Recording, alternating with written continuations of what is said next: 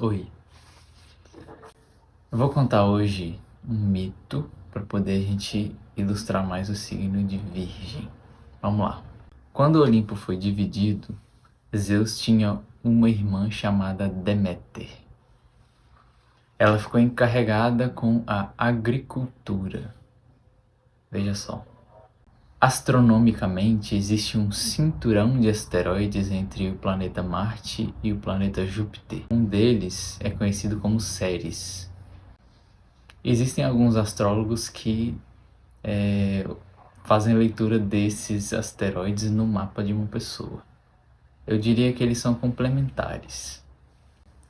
E esse asteroide Ceres é o nome dado a Deméter pelos romanos, a deusa da agricultura, a deusa da terra.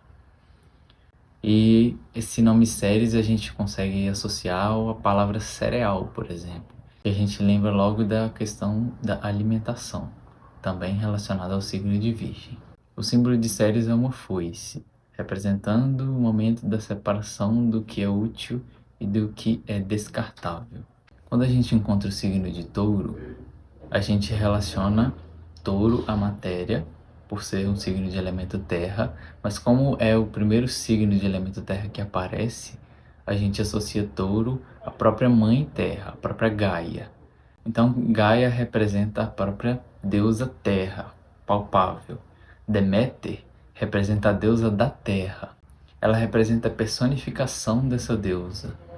Enquanto Gaia é a própria terra, Deméter é a deusa da terra, deusa da agricultura, deusa do cereal, deusa daquilo que o elemento terra tem a nos oferecer como alimento de manutenção para o corpo. E aí o mito diz o seguinte: Deméter tinha uma filha chamada Core. Pode ser traduzido como donzela.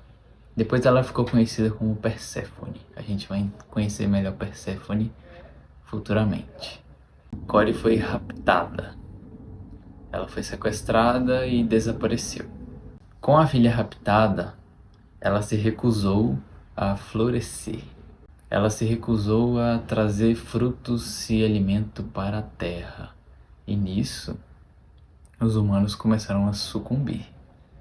Porque a alimentação e o cultivo da terra é de extrema importância para a continuidade da vida. E aí Zeus, olhando tudo isso, pensou, não vai dar certo. Preciso dar um jeito nessa situação. Senão a criação, os humanos vão todos morrer de fome. E aí ele foi atrás de Deméter procurar entender por que ela estava fazendo isso. Ele já sabia o motivo. Ela foi e disse que a filha dela tinha sido sequestrada e que se recusaria a florescer e a frutificar enquanto a filha não fosse devolvida.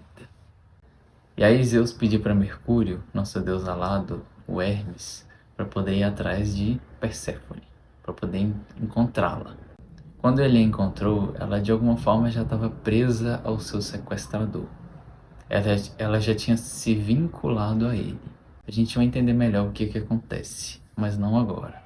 Mas como os homens precisavam da agricultura, do alimento, Zeus precisou intervir de alguma forma, ele precisou resolver essa situação. E aí ele fez o seguinte acordo. Perséfone passaria 6 meses do ano junto da mãe e 6 meses do ano junto do sequestrador. Esse sequestrador se tornou o marido dela. E aí, os 6 meses que Perséfone passava com a mãe, ela aceitava que o alimento fosse frutificado na terra, porque ela estava satisfeita com a filha do lado. Os 6 meses que ela passava junto do sequestrador, ela se recusava a florescer. E aí, a partir daqui, começou a surgir a ideia das estações do ano. Vejam só.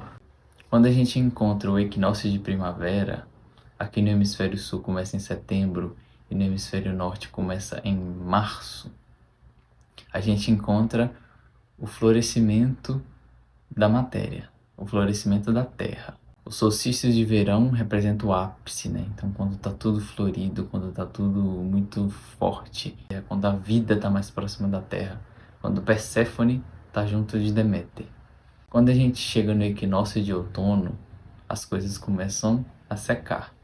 As folhas vão caindo das árvores e a vida vai perdendo força. Isso no mito grego representa quando Perséfone precisa voltar para o submundo, voltar para o seu sequestrador. Então Deméter se recusa a florescer e as folhas vão caindo. No solstício de inverno é quando chega-se o ápice disso. No hemisfério norte, a neve cai e a terra fica incapaz de qualquer tipo de produção de cereais. Nesse momento é quando Deméter se encontra na sua mais profunda tristeza porque a filha não está do seu lado. E aí as estações do ano foram se formando de acordo com esse mito segundo a mitologia grega. Outono e inverno, Perséfone está longe, a deusa da terra se recusa a florescer. Primavera e verão, Perséfone está junto da mãe, a deusa da terra floresce e frutifica. O que significa essa separação de Perséfone da mãe? Em Câncer, a gente encontrou o vínculo mãe e filho e a estreiteza que existe nesse vínculo. A gente relaciona ele à lua. Então, mãe e filho são uma coisa só. Mesmo que a pessoa tenha 40, 50 anos, a mãe dela vai estar dentro dela de alguma forma. Ela vai carregar uma versão dessa mãe. Porém, como eu disse, para o nosso desenvolvimento acontecer, a gente precisa cortar o vínculo psicológico com essa mãe para poder a gente desenvolver a nossa jornada solar. E esse vínculo ele acontece nesse mito, quando Perséfone se afasta de Deméter.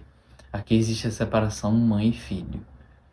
Aqui a gente entende, a partir do signo de Virgem, que para o desenvolvimento de certas questões na nossa vida acontecer, a gente precisa separar as coisas. Às vezes a gente tem algum apego em alguma situação, mas esse apego justamente nos impede de avançar. E Virgem chega no momento dizendo que é necessário o corte, é necessária a separação, é necessário que a pessoa saiba e sinta que, de alguma forma, o caminho e o desenvolvimento dela é solitário. Todo começo de estação, a gente inaugura um signo cardinal. Aqui no hemisfério sul, por exemplo, quando a gente começa o equinócio de outono, a gente inaugura com Áries e entra no fogo cardinal. O ápice do outono, a gente encontra Touro, que significa a terra fixa. A gente finaliza a estação do outono com o ar mutável. Então, os signos mutáveis vão representando já a despedida da estação do ano. Quando a gente entra no solstício de inverno, a gente inaugura com Câncer, que representa a água cardinal, um novo início. Quando a gente está no ápice do inverno, a gente encontra o fogo fixo de Leão, o fixo representando o ápice. E quando a gente vai finalizando o inverno e dando abertura para a primavera, a gente chega em Virgem, que representa a terra mutável, que já é a despedida dessa estação, o momento da gente fazer uma transição. Então, os signos mutáveis vão representar essa transição.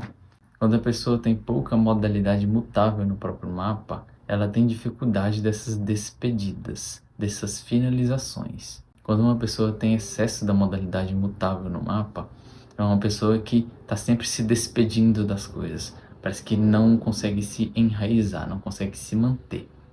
E não é à toa que os dois primeiros signos mutáveis que a gente encontra, Gêmeos e Virgem, são regidos por Mercúrio, o deus alado Hermes, que representa a nossa mente e que dificilmente se consegue se fixar em alguma coisa. Exceto quando a gente está obcecado por algo, né? Mas aí é outra história. Então, assim como o Hermes, que está sempre viajando para lá e para cá, assim como a nossa mente, que está sempre para lá e para cá, os signos mutáveis representam essa adaptação. Hoje eu penso isso, amanhã eu penso aquilo, hoje eu estou assim, amanhã eu estou de outro jeito. Então, em resumo, o mito de Deméter representa essa deusa associada à terra, associada à agricultura, associada à alimentação, associada à saúde do corpo. E isso também está relacionado ao signo de Virgem, porque Virgem tem como objetivo purificar corpo e mente. Mas a gente fala disso logo à frente.